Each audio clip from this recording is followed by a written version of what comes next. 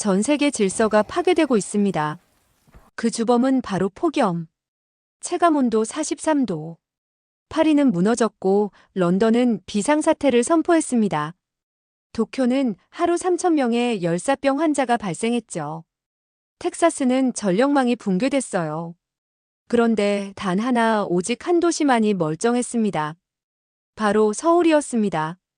도대체 서울에서는 무슨 일이 있었던 걸까요? 미 연방재난관리청 분석관이 직접 목격한 놀라운 진실을 지금 공개합니다.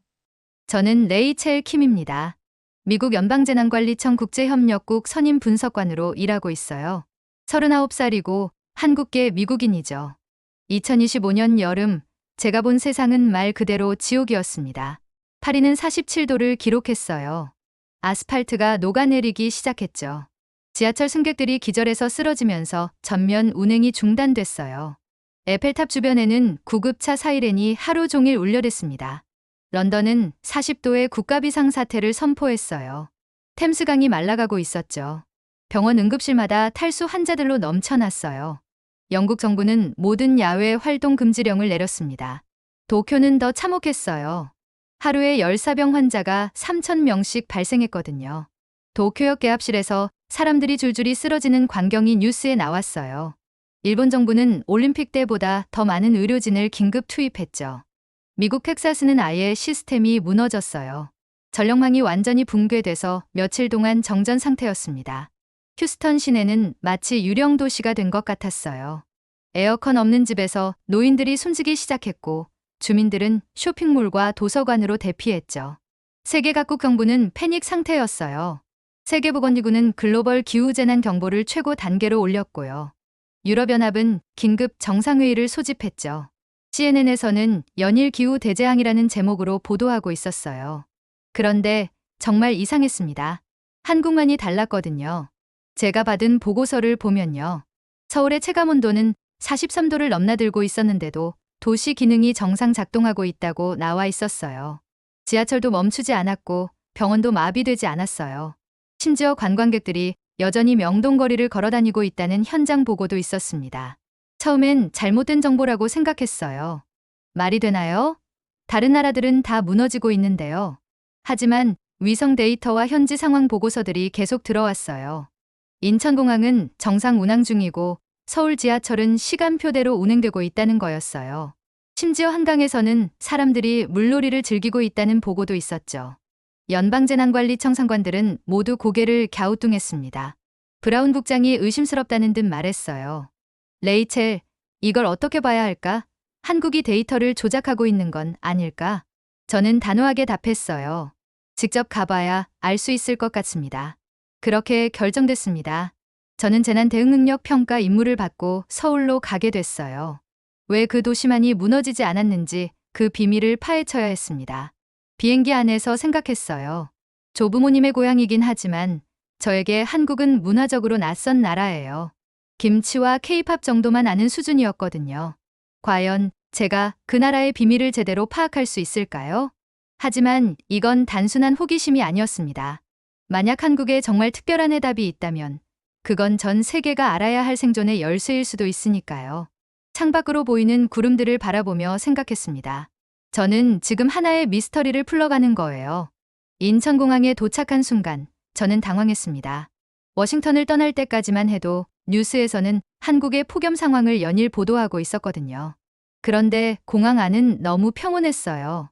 혼란도 없고 사람들의 표정도 여유로웠죠. 입국 심사대 직원은 반팔 유니폼을 입고 있었어요. 땀 한 방울 없이 차분하게 업무를 보고 있었죠. 제가 오늘 날씨가 어떤지 영어로 물어보니까 차분한 목소리로 답하더라고요. 덥긴 하지만 괜찮습니다. 괜찮다고요?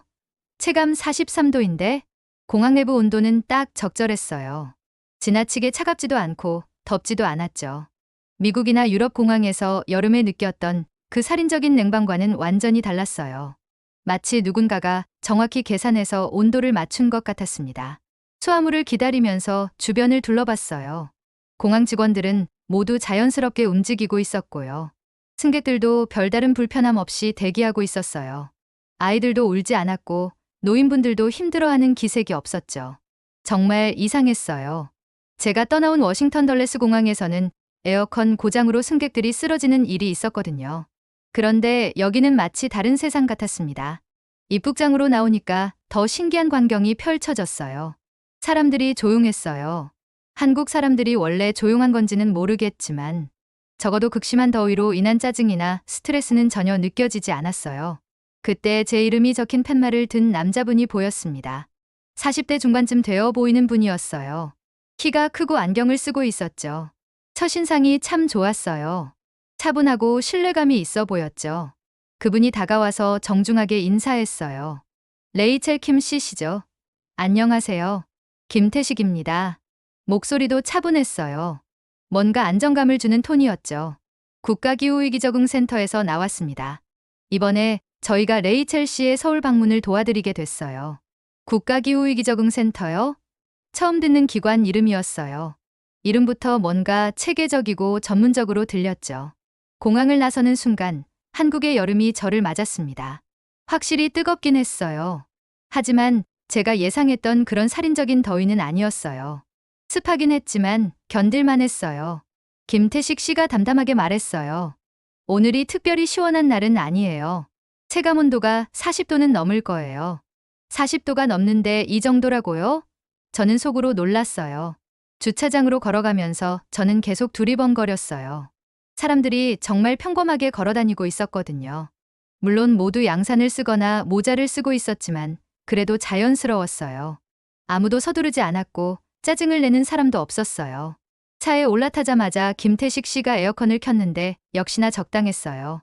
차를 내는 듯한 차가움이 아니라 그냥 편안한 온도였죠. 김태식 씨가 조심스럽게 물어봤어요. 레이첼 씨, 한국에 오신 목적이 뭔지 대략 들었어요.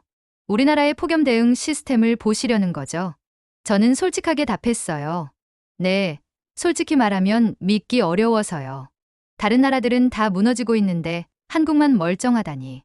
그때 김태식 씨가 미소를 지으며 자신 있게 말했습니다. 오늘부터 사흘 동안 보여드릴 게 많아요. 아마 놀라실 거예요. 저는 창밖을 바라봤어요. 과연 어떤 비밀이 숨어 있을까요? 차가 서울로 향하는 동안 김태식 씨는 한국의 독특한 접근법에 대해 설명해 줬어요. 대부분의 나라들은 폭염이 닥치면 그때서야 대응한다고 했어요. 에어컨을 틀고 냉각센터를 열고 비상사태를 선포하는 식으로 말이에요. 그런데 한국은 완전히 다른 철학을 가지고 있다는 거였어요. 김태식 씨가 중요한 말을 했어요. 서울은 싸우지 않습니다. 미리 준비하죠. 그 말이 머릿속에서 계속 맴돌았어요. 싸우지 않는다. 어떻게 43도의 더위와 싸우지 않을 수 있죠? 대전에 있는 국가기후데이터센터라는 곳에 대해 설명해 줬어요. 기상청 산하 기관인데 거기서 전국의 기후 데이터를 통합 분석한다는 거였어요. 인공지능 기반의 폭염 예측 모델로 최대 2주 전에 폭염 패턴을 예측한다고 했어요. 2주 전에요? 저는 깜짝 놀랐어요. 미국에서도 기상 예측은 하지만 정확도가 그렇게 높지는 않거든요. 더 놀라운 건 그 다음이었어요. 예측만 하는 게 아니라 그 데이터를 바탕으로 도시 전체가 움직인다는 거였어요. 전력망부터 교통 시스템, 의료 체계까지 모든 게 연동돼서 작동한다고 하더라고요. 김태식 씨가 구체적인 예를 들어줬어요. 예를 들어 내일 오후 2시에 강남구 온도가 41도까지 올라갈 거라고 예측되면 그 지역 지하철 냉방을 미리 강화하고 버스 정류장의 쿨링포그 시스템을 가동하고 인근 무더위 쉼터들의 비상 대기 지시가 내려가죠. 이건 정말 신기했어요. 단순한 대응이 아니라 예방이었거든요. 마치 도시 전체가 하나의 거대한 생명체처럼 미리 반응하는 것 같았어요. 언제부터 이런 시스템이 시작됐는지 궁금했어요. 김태식 씨가 잠깐 생각하더니 답했어요. 본격적으로는 2020년부터예요. 코로나19를 겪으면서 국가 차원의 재난 대응 시스템이 크게 바뀌었거든요. 아, 그래서구나. 한국이 코로나19 대응을 잘했다는 얘기는 들었거든요. 그때 깨달은 게 재난은 대응하는 게 아니라 예방하는 거라는 점이었어요.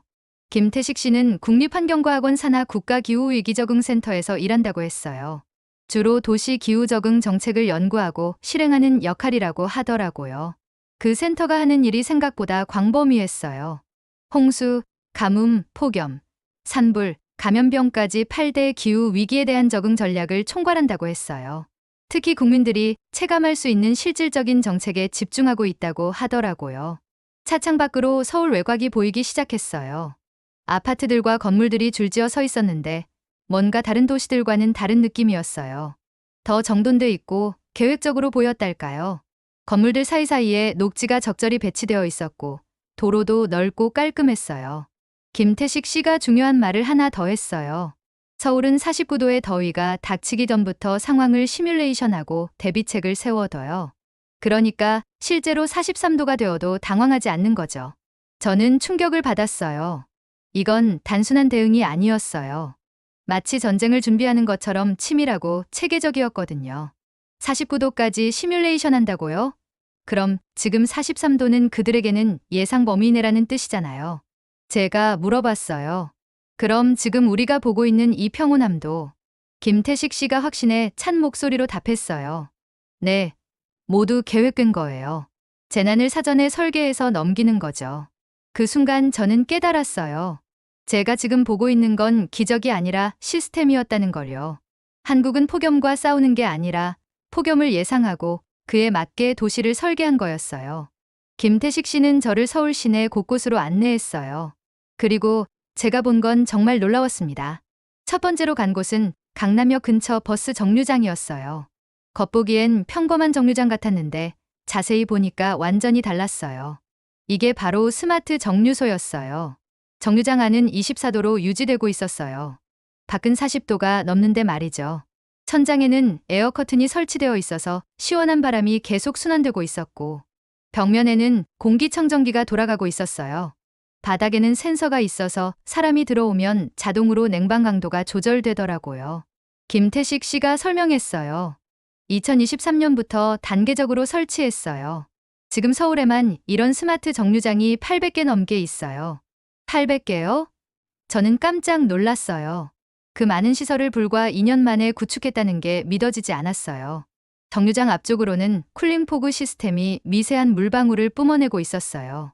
그 옆을 지나가니까 확실히 이에 3도는 시원한 느낌이었죠. 마치 자연스러운 바람이 부는 것 같았어요. 이 쿨링포그는 수돗물을 고압으로 분사해서 미세한 물 입자를 만드는 거예요. 김태식 씨가 자세히 설명해 줬어요. 물이 증발하면서 주변 열을 흡수하니까 온도가 내려간다는 거였어요. 이열치열의 반대 개념이라고 하더라고요. 다음으로 간 곳은 광화문 광장이었어요. 재개장했다고 들었는데 정말 인상적이었어요. 광장 곳곳에 나무들이 심어져 있어서 그늘이 풍부했고 여러 곳에서 분수가 물을 뿜어내고 있었어요. 한글 분수라는 게 있었는데 한글 자음과 모음을 물줄기로 표현하고 있었어요. 이순신 장군 동상 앞에는 명량 분수가 있었고 세종문화회관 앞에는 77개 물줄기로 이뤄진 50m 길이의 터널 분수도 있었어요. 사람들이 분수 주변에서 쉬고 있었는데 정말 편안해 보였어요. 아이들은 물줄기 사이를 뛰어다니며 놀고 있었고 어른들은 벤치에 앉아서 휴식을 취하고 있었죠. 모두의 얼굴에 여유가 있었어요. 김태식 씨가 자랑스럽게 말했어요. 2022년에 재개장했어요. 광장 면적의 4분의 1 이상이 녹지로 채워져 있어요. 나무만 5천 그루가 넘게 심어져 있고요. 이런 시설들 유지비가 많이 들지 않는지 궁금했어요. 김태식 씨가 웃으며 답했어요. 생각보다 그렇지 않아요. 태양광 패널로 자가 발전하는 시설들이 많거든요. 그리고 지하철에서 나오는 지하수도 활용하고 있어서 물 비용도 적게 들어요. 정말 잘 계산된 시스템이었어요. 환경도 살리고 비용도 절약하는 일석이조였죠. 지하철을 타러 광화문역으로 내려갔는데 거기서도 놀랐어요. 지하철 역사 안이 엄청나게 시원했거든요. 그런데 에어컨 바람이 직접적으로 느껴지지는 않았어요. 마치 자연스럽게 온도가 조절되는 것 같았어요. 지하철 냉방은 인공지능 센서로 실시간 혼잡도와 온도를 측정해서 자동으로 조절해요. 김태식 씨가 설명했어요. 사람이 많은 칸은 냉방을 더 강하게 하고 적은 칸은 적절히 조절한다는 거였어요. 전동차가 들어왔는데 정말 쾌적했어요. 미국 지하철과는 차원이 다른 수준이었죠. 승객들도 모두 편안해 보였어요. 한강으로 향하는 길에 김태식 씨가 도로를 가리키며 말했어요. 저 도로 포장재도 특별해요. 쿨페이브먼트라고 해서 태양열 흡수율이 낮은 재료를 쓰거든요. 일반 아스팔트보다 표면 온도가 5에 10도 정도 낮아요. 차창 밖을 보니까 곳곳에 그늘막이 설치되어 있었어요. 횡단보도 대기 공간에도 자동 개폐형 그늘막이 있었고, 센서가 햇빛 강도를 감지해서 자동으로 펼쳐지고 접히더라고요. 제가 물어봤어요. 이 모든 걸 언제부터 준비한 건가요? 단계적으로 진행했어요.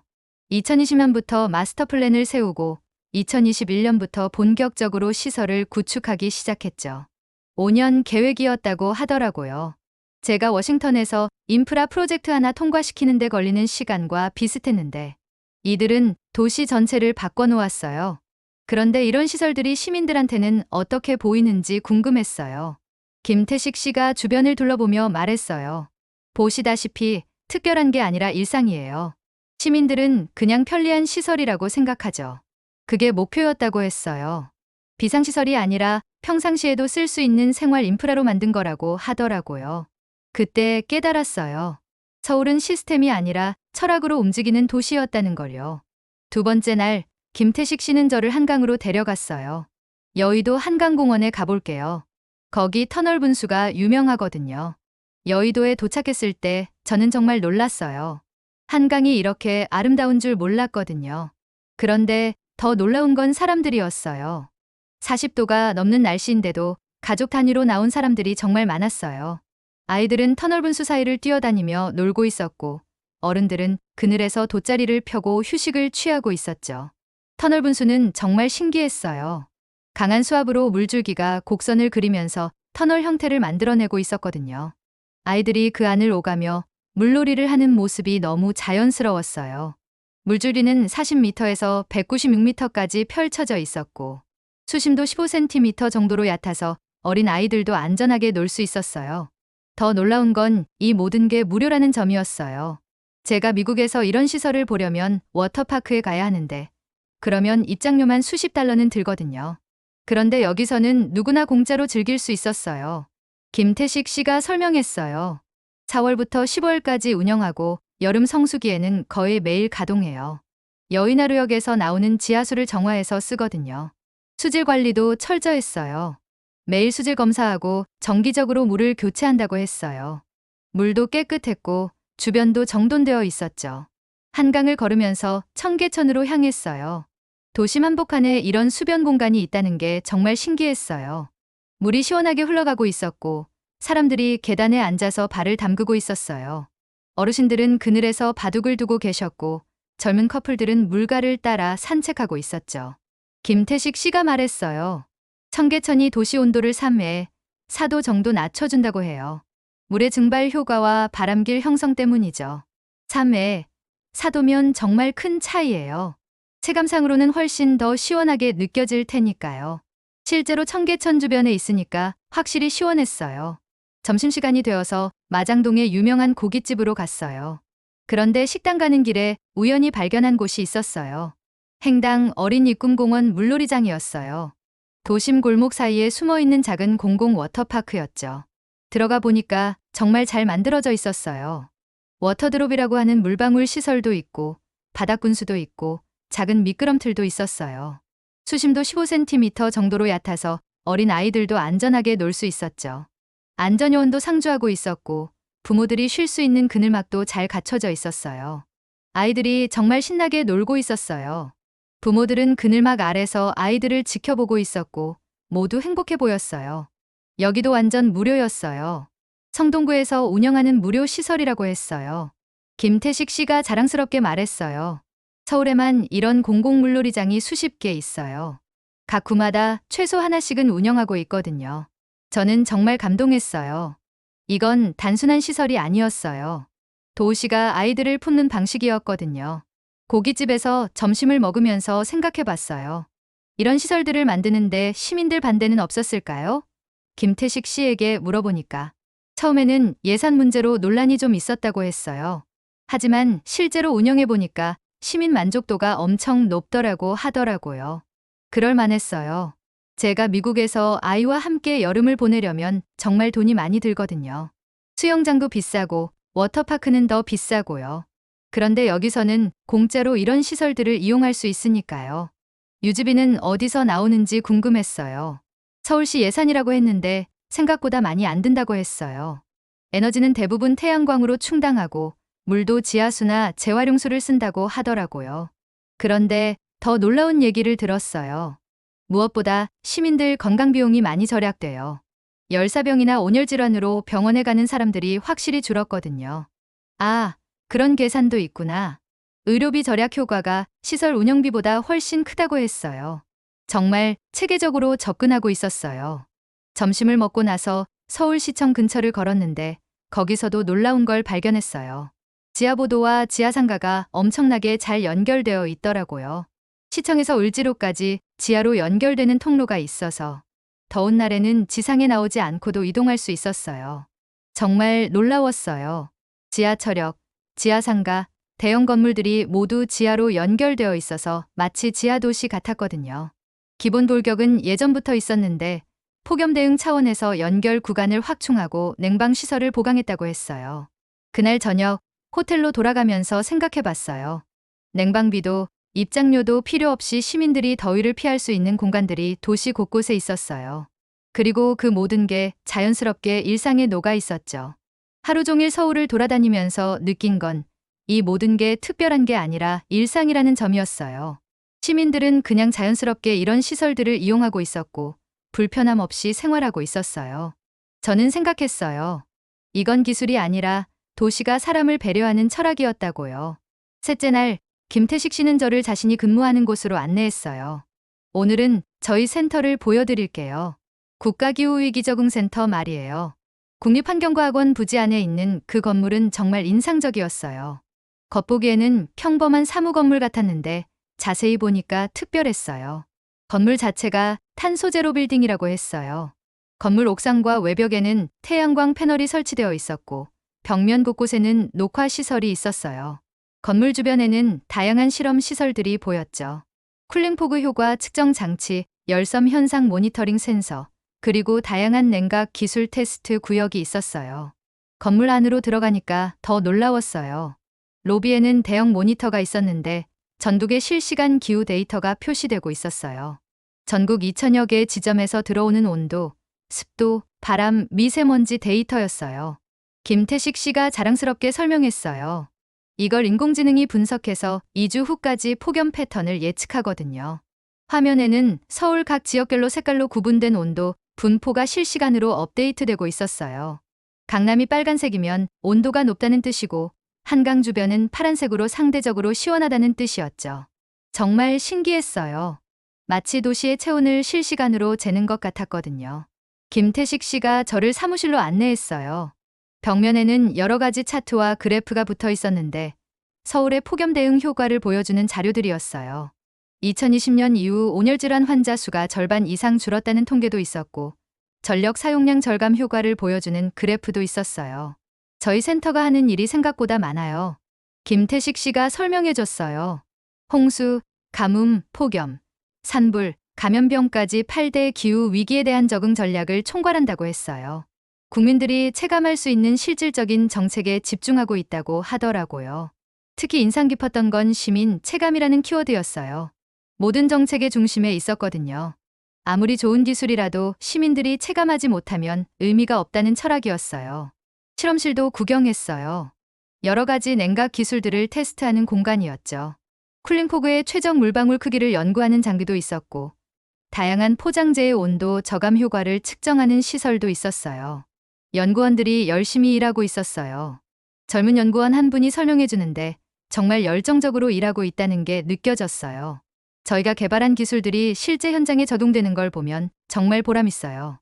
그분이 자랑스럽게 말했어요. 연구실에서 개발한 쿨링포그 기술이 지금 서울 곳곳에서 사용되고 있다고 하더라고요. 김태식 씨가 중요한 얘기를 했어요.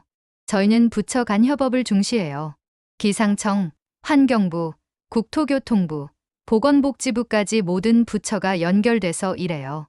정말 놀라웠어요. 각 부처가 따로 놀지 않고 하나의 시스템처럼 움직인다는 거였어요. 폭염 예보가 나오면 기상청에서 데이터를 보내고 환경부에서는 대기질을 관리하고 국토교통부에서는 교통 시스템을 조절하고 보건복지부에서는 의료 체계를 준비한다는 거였어요. 회의실에서 만난 센터장님은 정말 인상적이었어요. 기후 위기 대응에 대한 철학이 확고했거든요. 기후위기는 하나의 부서나 기관이 해결할 수 없어요. 사회 전체가 함께 움직여야 해요. 센터장님이 강조한 건 통합적 접근이었어요. 기술만으로는 안 되고 정책과 시민 참여가 함께 가야 한다는 거였어요. 가장 중요한 건 시민들이 체감하는 것이에요. 아무리 좋은 시설을 만들어도 시민들이 이용하지 않으면 의미가 없거든요. 그래서 시민 의견을 정기적으로 수렴하고 시설 개선에 반영한다고 했어요. 실제로 행당 어린이꿈공원 물놀이장도 주민들 요청으로 만들어진 거라고 하더라고요. 센터를 나오면서 생각했어요. 이곳에서 만난 사람들은 단순히 일을 하는 게 아니라 사명감을 가지고 있었어요. 기후위기로부터 국민을 지키겠다는 확고한 신념이 있었죠. 김태식 씨가 마지막으로 말했어요. 국가는 기술을 만들었고 기술은 일상으로 내려갔어요. 그게 저희가 추구하는 방향이에요. 한국에서의 마지막 밤이었어요. 김태식 씨는 특별한 곳으로 저를 안내했어요. 오늘 저녁에는 정말 특별한 걸 보여드릴게요. 난지한강공원에 도착했을 때 저는 정말 놀라웠어요. 수많은 사람들이 물 위에 떠 있는 튜브에 올라타서 대형 스크린을 바라보고 있었거든요. 한강 시네마 퐁당이라는 행사였어요.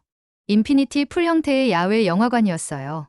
수심 최대 1m의 물놀이장에서 사람들이 튜브에 몸을 맡긴 채 영화를 감상하고 있었죠. 7m의 4m 크기의 대형 스크린에서는 웰컴 투 동막골이 상영되고 있었어요. 정말 환상적인 광경이었어요. 가족 단위, 연인들, 친구들이 모두 물에 몸을 담그고 영화를 보고 있었어요. 아이들은 물에서 장난치며 웃고 있었고 어른들은 편안하게 영화에 몰입하고 있었죠. 입장료도 겨우 3,000원이었어요. 물놀이장 이용료 포함해서 말이에요. 미국에서 이런 경험을 하려면 수백 달러는 들 텐데요. 저는 멀찍이서 그 장면을 바라봤어요. 정말 평화로웠어요. 체감온도 40도가 넘는 여름밤인데도 사람들은 행복해 보였어요. 물의 시원함과 영화의 재미, 그리고 함께하는 즐거움이 어우러져서 완벽한 여름밤을 만들어내고 있었죠. 영화 속에서 주인공들이 웃고 우는 장면이 나올 때마다 관객들도 함께 웃고 울었어요. 물 위에 떠 있으면서도 영화에 완전히 몰입하고 있었어요. 정말 신기한 광경이었어요. 김태식 씨가 조용히 말했어요. 이게 저희가 추구하는 방향이에요. 폭염을 이기는 게 아니라 폭염과 함께 사는 방법을 찾는 거죠. 그 말이 머릿속에서 계속 맴돌았어요. 함께 사는 방법이요? 다른 나라들은 폭염을 적으로 생각해요. 싸워서 이겨야 할 대상으로 보죠. 하지만 저희는 다르게 생각해요. 김태식 씨의 목소리에는 확신이 있었어요. 폭염도 자연의 일부예요. 우리가 바꿀 수 없다면 함께 살아가는 방법을 찾아야죠. 그때 저는 처음으로 깨달았어요. 서울은 더위를 싸워 이긴 도시가 아니라 더위와 함께 사는 방식을 설계한 도시라는 것을요. 영화가 끝나갈 무렵 주인공들이 화해하는 장면이 나왔어요. 관객들이 박수를 치면서 감동하고 있었죠. 저도 모르게 눈시울이 붉어졌어요. 영화 때문이 아니라 이 풍경 때문이었어요. 이건 단지 기후 대응이 아니었어요. 기술과 감성, 도시와 공동체가 공존하는 하나의 철학이었어요. 사람들이 더위를 참고 견디는 게 아니라 더위 속에서도 즐겁게 살아가는 방법을 찾은 거였어요. 행사가 끝나고 사람들이 하나둘 나가는 모습을 보면서 생각했어요. 모두의 얼굴에 만족감이 있었어요. 힘들어하거나 지쳐 보이는 사람은 한 명도 없었어요. 오히려 상쾌해 보였어요. 김태식 씨가 마지막으로 말했어요. 레이첼 씨, 사흘 동안 어떠셨어요? 저는 솔직하게 답했어요. 정말 놀라웠어요. 상상했던 것과 완전히 달랐거든요. 어떤 점이 가장 인상적이었나요? 잠깐 생각해 보니까 답이 나왔어요. 시민들의 표정이요. 모두가 여유롭고 행복해 보였어요. 폭염이 재난이 아니라 일상의 일부처럼 느껴졌거든요. 김태식 씨가 미소를 지었어요. 그게 바로 저희가 원했던 거예요. 기후위기를 두려워하지 않고 자연스럽게 받아들이면서도 행복하게 살아가는 것 말이에요. 그날 밤 호텔로 돌아가면서 저는 깊이 생각했어요. 한국에서 본 3일간의 경험이 머릿속에서 정리되고 있었어요. 이 나라는 정말 특별한 해답을 찾아낸 것 같았어요. 그리고 그 해답은 생각보다 단순했어요. 싸우지 말고 함께 살기. 그게 전부였어요. 비행기에서 마지막 보고서를 작성했어요. 그동안의 관찰과 체험을 모두 정리해서 한 문장으로 남겼습니다. 서울은 살아남은 도시가 아니다. 서울은 생존을 설계한 도시다. 이 나라는 기후와 싸우는 법 대신 함께 사는 법을 택했다. 그 문장을 쓰면서 지난 3일간의 기억들이 스쳐 지나갔어요. 인천공항의 평온함, 스마트 정류장의 시원함, 광화문 광장의 분수들, 한강의 터널 분수, 행당 어린이 꿈공원에서 뛰노는 아이들, 국가기후위기적응센터의 열정적인 연구원들, 그리고 한강 시네마 퐁당의 따뜻한 풍경까지. 모든 게 하나로 연결되어 있었어요. 기술과 정책, 시설과 서비스, 그리고 무엇보다 사람을 중심에 둔 철학까지 말이에요. 보고서는 미 연방재난관리청, 국무부, 백악관에 우선 보고됐어요. 그리고 유엔 기후변화협약 사무국, 세계보건기구 등 국제기구에도 전달됐죠. 반응은 즉각적이었어요. 백악관에서 긴급회의가 소집됐고 유럽연합에서는 한국 정부에 기술 협력을 요청하는 공문을 보냈어요. 일본 정부도 서울시와의 자매결연을 통한 노하우 전수를 문의했다고 들었어요. 며칠 뒤 CNN과 BBC, 르몽드, NHK 등 세계 주요 언론이 제 보고서를 인용해서 보도하기 시작했어요. 제목들이 정말 인상적이었어요. 한국의 기적, 43도에서도 무너지지 않은 도시, 서울의 비밀, 폭염과 함께 사는 법, K-기후 생존 모델, 세계가 주목한다. 언론 보도가 나간 뒤 세계가 움직였어요. 파리시에서는 서울시에 공식 벤치마킹 요청을 했고 런던 시장이 직접 한국을 방문하겠다고 발표했어요. 뉴욕시에서도 한국의 스마트 정류장 시스템 도입을 검토하기 시작했다고 들었어요. 가장 놀라운 건 텍사스주의 반응이었어요. 주지사가 직접 성명을 발표하면서 한국과의 에너지 기술 협력을 제안했어요. 텍사스가 전력망 붕괴로 큰 피해를 입었던 터라 한국의 통합관리 시스템에 큰 관심을 보였죠. 유엔에서도 움직임이 있었어요. 유엔 기후변화 특별보고관이 한국을 기후 적응 모범국가로 지정하자는 제안을 했다고 들었어요. 그리고 내년 기후변화협약 당사국 총회에서 한국의 사례를 중점적으로 다루기로 했다고 하더라고요. 무엇보다 인상적인 건 시민들의 반응이었어요. 소셜미디어에는 서울의 폭염 대응 시설들을 체험해보고 싶다는 외국인들의 댓글이 쏟아졌어요. 한강 시네마 퐁당이나 터널 분수 같은 시설들이 새로운 관광 명소로 주목받기 시작했죠. 김태식 씨로부터 이메일이 왔어요. 레이첼 씨 덕분에 저희가 하는 일이 세계적으로 알려지게 됐어요. 정말 감사합니다. 그리고 반가운 소식도 전해줬어요. 유럽과 북미 주요 도시들에서 공식적인 협력 요청이 들어오고 있다고 했어요. 한국의 기후 적응 기술과 노하우를 공유하는 국제 프로그램도 준비 중이라고 하더라고요. 서울은 이제 단순한 도시를 넘어서 K-기후 생존 모델의 상징이 되었어요. 전 세계 도시들이 벤치마킹하고 싶어하는 모델이 된 거죠. 몇 개월 뒤 워싱턴에서 열린 기후 정상회의에 참석했어요. 그곳에서 한국 대표단을 다시 만날 수 있었어요. 김태식 씨도 한국 정부 대표단의 일원으로 참석했더라고요. 레이첼 씨, 그동안 어떻게 지내셨어요? 반가운 인사를 나눈 후 김태식 씨가 신기한 얘기를 해줬어요. 제 보고서 이후 전 세계에서 한국을 벤치마킹하려는 도시들이 늘어나고 있다고 했어요. 이미 파리, 런던, 뉴욕, 도쿄 등에서 공무원들이 서울을 방문해서 시설들을 둘러보고 갔다고 하더라고요. 그리고 무엇보다 시민들이 더 자랑스러워해요. 김태식 씨의 마지막 말이 인상적이었어요. 자신들이 살고 있는 도시가 전 세계의 모델이 되었다는 사실에 시민들이 큰 자부심을 느끼고 있다는 거였어요. 저는 단지 본 것을 적었을 뿐입니다. 하지만 그 목격은 세계의 방향을 바꾸고 있었어요. 기후위기 시대 한 도시가 보여준 놀라운 해답이었는데요. 싸우지 않고 함께 사는 지혜, 그리고 사람을 중심에 둔 따뜻한 기술이 만들어낸 기적이었습니다. 혹시 여러분도 우리 주변의 작은 변화들을 발견하고 계신가요? 이 이야기가 더 많은 도시들에게 희망과 용기가 되길 바랍니다.